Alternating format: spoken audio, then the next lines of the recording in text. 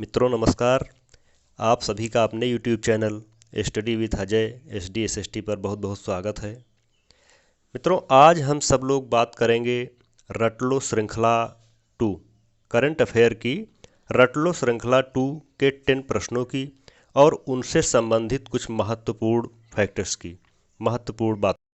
मित्रों हमारे चैनल को सब्सक्राइब करिएगा और अधिक से अधिक शेयर करिएगा ताकि उन सभी छात्रों तक ये प्रश्न पहुंच सके जो किसी भी प्रतियोगिता की तैयारी में लगे हुए हैं। तो आइए देखते हैं आज का करंट अफेयर का पहला प्रश्न कि सुकन्या समृद्धि खाता योजना के लिए ब्याज दर 8.4% से घटाकर कितने प्रतिशत कर दी गई है। ऑप्शन है 7.1%, 7.5%, 7.3%, 7.6%। तो मित्रों इसका सही विकल्प क्या है आप भी नोट कर सकते हैं। पेन ले लीजिए, कॉपी ले लीजिए, नोट करते रहिए। इसका सही विकल्प है 7.6%। कुछ एक्स्ट्रा जानकारी करते हैं, एक्स्ट्रा जानते हैं कि सुकन्या समृद्धि योजना की शुरुआत कब की गई। तो हमारे प्रधानमंत्री नरेंद्र मोदी जी ने सुकन्या समृद्धि योजना की शुरुआत जनवरी 2015 में की थी। तो आइए मित्रों अगले प्रश्न की ओर बढ़ते हैं। अगला प्रश्न है हाल ही में किसने कोविड-19 national teleconsultation centre contact का शुभारंभ किया। तो इसका विकल्प है डॉक्टर हर्षवर्धन, नरेंद्र मोदी, वेंकैया नायडू, राजनाथ सिंह। इसमें हम सही विकल्प का चयन करेंगे। मित्रों इसका सही विकल्प क्या है। तो इसका सही विकल्प है डॉक्टर हर्षवर्धन। डॉक्टर हर्षवर्धन इन्होंने इस योजना के तहत देश भर के सभी डॉक्टरों को वीडियो कॉन्फ्रेंसिंग के जरिए जोड़ने का कार्य किया, क्योंकि किसी भी राज्य में यदि किसी भी डॉक्टर को किसी से सलाह लेने की आवश्यकता पड़ती है तो उसको वहाँ जाना न पड़े, वहाँ आना न पड़े। इसके लिए डॉक्टर हर्षवर्धन ने इस योजना की शुरुआत की है। अगले प्रश्न की ओर बढ़ते हैं मित्रों।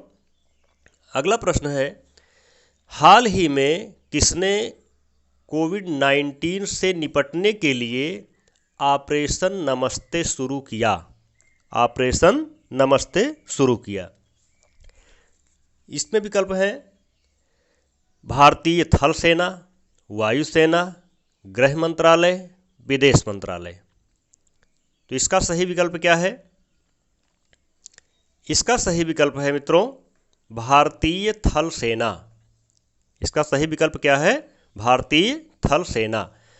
और भारतीय थल सेना के सभी जवानों ने जिनको कोविड-19 से निपटने के लिए स्वास्थ्य सेवाओं की बेहतर देखभाल के लिए जिनको लगाया गया है तो इसका नाम दिया गया है ऑपरेशन नमस्ते, यानी थल सेना के द्वारा ऑपरेशन नमस्ते शुरू किया गया है। अब अगले प्रश्न की ओर बढ़ते हैं। अगला प्रश्न देखते हैं पिच ब्लैक युद्धाभ्यास 2020 स्थगित किया गया किन दो देशों के बीच होने वाला था। किन दो देशों के बीच होने वाला था। भारत श्रीलंका, भारत नेपाल, भारत ऑस्ट्रेलिया, इनमें से कोई नहीं। तो मित्रों इसका सही विकल्प क्या है। इसका सही विकल्प है भारत और ऑस्ट्रेलिया। इसका सही विकल्प क्या है भारत और ऑस्ट्रेलिया, यानी भारत और ऑस्ट्रेलिया इन दोनों देशों के बीच पिच ब्लैक युद्धाभ्यास 2020 में होने वाला था, यानी 2020 में होने वाला था। लेकिन इस कोविड-19 कोरोना महामारी को देखते हुए इस युद्धाभ्यास को स्थगित कर दिया गया है और अब यह युद्धाभ्यास 2022 में होगा। अगले प्रश्न की ओर बढ़ते हैं मित्रों। देखते हैं हाल ही में किस राज्य सरकार ने 1 साल के लिए नई भर्तियों पर रोक लगा दी है। हाल ही में किस राज्य सरकार ने 1 साल के लिए नई भर्तियों पर रोक लगा दी है। तो मित्रों पंजाब, हरियाणा, केरल, कर्नाटक 4 विकल्प हैं। इनमें से सही विकल्प है हरियाणा। सही विकल्प क्या है? हरियाणा। हरियाणा की राज्य सरकार ने, वहाँ के मुख्यमंत्री ने इस कोविड-19 महामारी को देखते हुए कि किसी तरह से कहीं भीड़ इकट्ठा ना हो, इसके लिए उन्होंने सभी नौकरियों में 1 साल के लिए प्रतिबंध लगा दिया है। यानी 1 साल के लिए वहाँ पर प्रतिबंध लगा दिया गया है। मित्रों, हरियाणा के मुख्यमंत्री मनोहर लाल खट्टर हैं और वहाँ के जो गवर्नर हैं वो सत्यदेव नारायण। और वहाँ एक नेशनल पार्क है, बहुत प्रसिद्ध है, जिसका नाम है सुल्तानपुर नेशनल पार्क। तो अगले प्रश्न की ओर बढ़ते हैं। हाल ही में किस देश के मानवाधिकार आयोग ने नाबालिग रहते हुए अपराध करने वालों के लिए मौत की सज़ा पर रोक लगा दी है?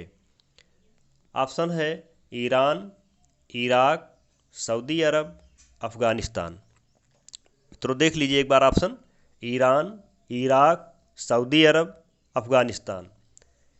तो इसका सही विकल्प है सऊदी अरब। इसका सही विकल्प क्या है मित्रों? सऊदी अरब। पहले मित्रों सऊदी अरब में नाबालिग या बालिग सबके लिए सज़ा का एक प्रावधान था, लेकिन अब यह प्रावधान ख़त्म कर दिया गया है। पहले वहाँ कोड़े मारने की प्रथा भी थी, लेकिन उसको भी ख़त्म कर दिया गया है। अगले प्रश्न की ओर बढ़ते हैं मित्रों। जीवन शक्ति योजना किस राज्य सरकार के द्वारा शुरू की गई है? उत्तर प्रदेश सरकार द्वारा, उत्तराखंड सरकार द्वारा, मध्य प्रदेश सरकार द्वारा, असम सरकार द्वारा। इसका उत्तर चयन करिएगा मित्रों, बताइएगा। तो इसका सही उत्तर है मध्य प्रदेश सरकार द्वारा। इसका सही उत्तर क्या है? मध्य प्रदेश सरकार द्वारा इस योजना की शुरुआत की गई है और इस योजना के तहत वहाँ की जो महिलाएं हैं उनको सशक्त बनाने के लिए मास्क बनाने के लिए सरकार ने कहा है और जितने भी मास्क वहाँ की महिलाएं तैयार करेंगी उन सभी मास्कों को सरकार 11 रुपये प्रति मास्क की दर से उनको खरीदेगी। वहाँ के मुख्यमंत्री शिवराज सिंह चौहान ने यह घोषणा की है। अगले प्रश्न की ओर बढ़ते हैं मित्रों। राष्ट्रीय पंचायती राज दिवस कब मनाया जाता है? राष्ट्रीय पंचायती राज दिवस कब मनाया जाता है? 24 अप्रैल, 22 अप्रैल, 26 अप्रैल, 1 मई। तो इसका सही विकल्प है 24 अप्रैल। मित्रों इसका सही विकल्प क्या है? 24 अप्रैल। मित्रों बात करते हैं पंचायती राज कि आखिर इसका पहला पंचायती राज दिवस कब मनाया गया? तो यह मनाया गया था 24 अप्रैल 2010 को और उस समय हमारे देश के जो प्रधानमंत्री थे माननीय मनमोहन सिंह, उन्हीं के द्वारा इस पंचायती राज दिवस को मनाने की घोषणा की गई थी ताकि जो पंचायती राज संस्थाएं हैं उनको मजबूत बनाया जा सके, अधिक से अधिक जिम्मेदारी दी जा सके। अगले प्रश्न की ओर बढ़ते हैं मित्रों। देखते हैं अगला प्रश्न। कोविड-19 से निपटने के लिए प्लाज्मा थेरेपी शुरू करने वाला पहला संस्थान कौन सा है?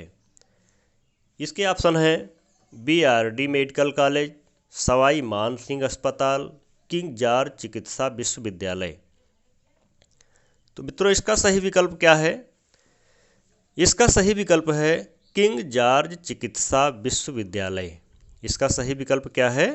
किंग जॉर्ज चिकित्सा विश्वविद्यालय। तो किंग जॉर्ज चिकित्सा विश्वविद्यालय कहाँ है?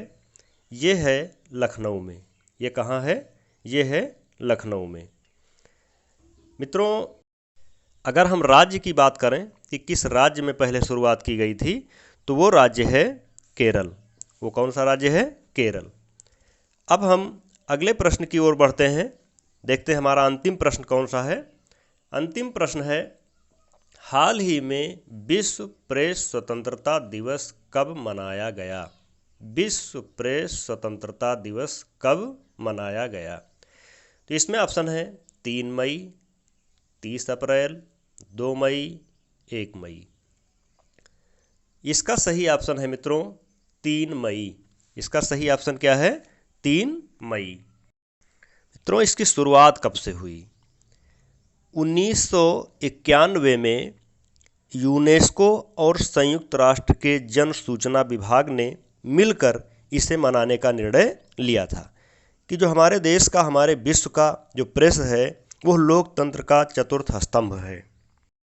लोकतंत्र पर किसी का दबाव ना हो, इसीलिए विश्व प्रेस स्वतंत्रता दिवस मनाने की घोषणा की गई और संयुक्त राष्ट्र महासभा ने 3 मई को अंतर्राष्ट्रीय पत्रकारिता दिवस के रूप में मनाने की मंजूरी दी। मित्रों, आपको वीडियो कैसा लगा? मुझे उम्मीद है आप लोगों को अच्छा लगा होगा, तो इसे शेयर करिएगा और मेरे चैनल को सब्सक्राइब करिएगा। अगले वीडियो के साथ मैं जल्द आप लोगों से मिलूँगा। धन्यवाद।